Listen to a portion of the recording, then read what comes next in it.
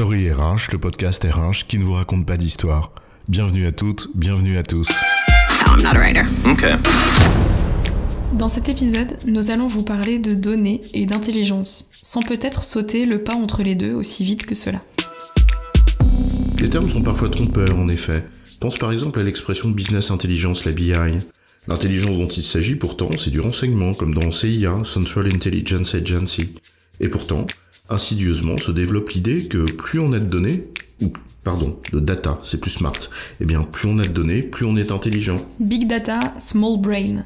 Le saut de la donnée à l'intelligence est souvent trop vite franchi en effet. Mais si les données ne suffisent pas à rendre intelligent, si les données ne suffisent pas à faire intelligence, qu'en est-il ? De quoi parlons-nous vraiment ?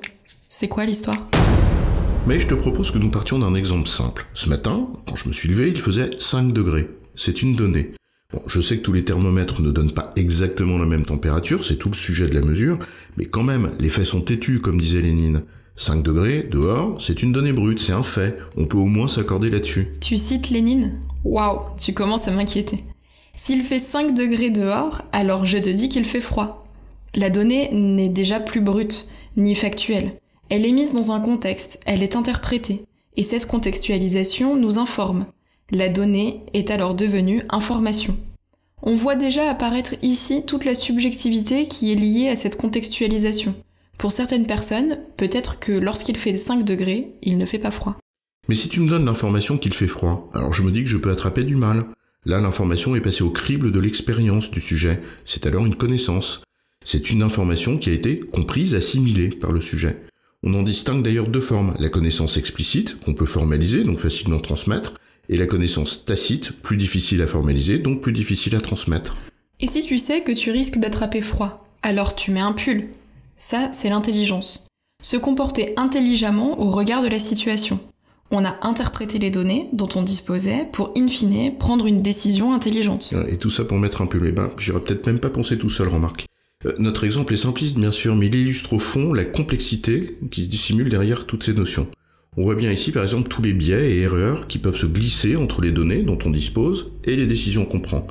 Croire que plus on a de données, plus on est intelligent, c'est quand même un drôle de raccourci et une grosse illusion. Oui, d'autant plus que, parfois, plus on a d'informations, moins on décide, tant on veut essayer de tout contrôler, avant de prendre le risque de décider. Ou l'inverse aussi, quand on décide trop vite.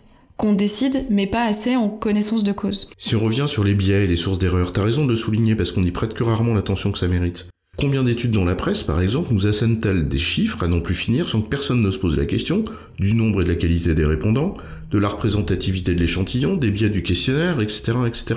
Bref, du chiffre avec son apparence de rationalité à la désinformation, il n'y a que l'épaisseur de l'honnêteté intellectuelle. Prenons quelques exemples. Le premier biais, c'est celui de la mesure, en effet. Il fait 5 degrés, mais cela dépend de la précision de l'instrument qui mesure la température. Il affiche 5 degrés, mais peut-être fait-il en réalité 4,9 ou 5,1. Alors dans notre exemple, ce n'est pas grave, ça ne change rien au film. Mais dans d'autres cas, cela peut être un vrai problème. Ton exemple renvoie au biais de perception, ou quand nos capteurs nous trompent, comme dans une illusion d'optique par exemple. D'où l'importance de développer le nombre et la sensibilité de nos capteurs. Tiens, d'ailleurs, dans l'entreprise, ça milite en faveur de la diversité, mais ça, c'est un autre sujet. Et il y a aussi tous les autres biais. Il suffit par exemple de changer le contexte de la donnée pour délivrer une information différente. La liste des biais cognitifs est plus que longue. Le besoin de simplifier, le besoin d'agir vite, la conscience que nous avons des changements par phase de crise, les biais de flemmardise qui nous poussent inconsciemment à chercher le statu quo, les conséquences d'une hyperinflation de l'information.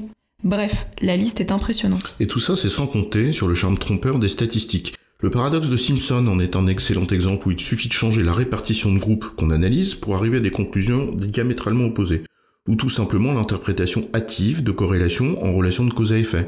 Combien de fois faudra-t-il le rappeler que si la pluie tombe à chaque fois qu'on sort de chez soi, ça veut pas dire qu'on est la cause de la pluie. Bref, on voit ici l'importance d'une culture statistique, mais ça, là encore, c'est un autre sujet. En résumé, les données correspondent à des faits bruts. Une fois contextualisées, ces données délivrent une information qui, lorsqu'elle est comprise, devient connaissance. Une connaissance sur laquelle on s'appuie pour prendre des décisions intelligentes. Des données à l'intelligence, le chemin à parcourir est donc long et semé d'embûches. Des biais cognitifs au manque de courage ou d'honnêteté. J'ai bon, chef? Oui, tu as bon, mais on ne va pas en faire toute une histoire.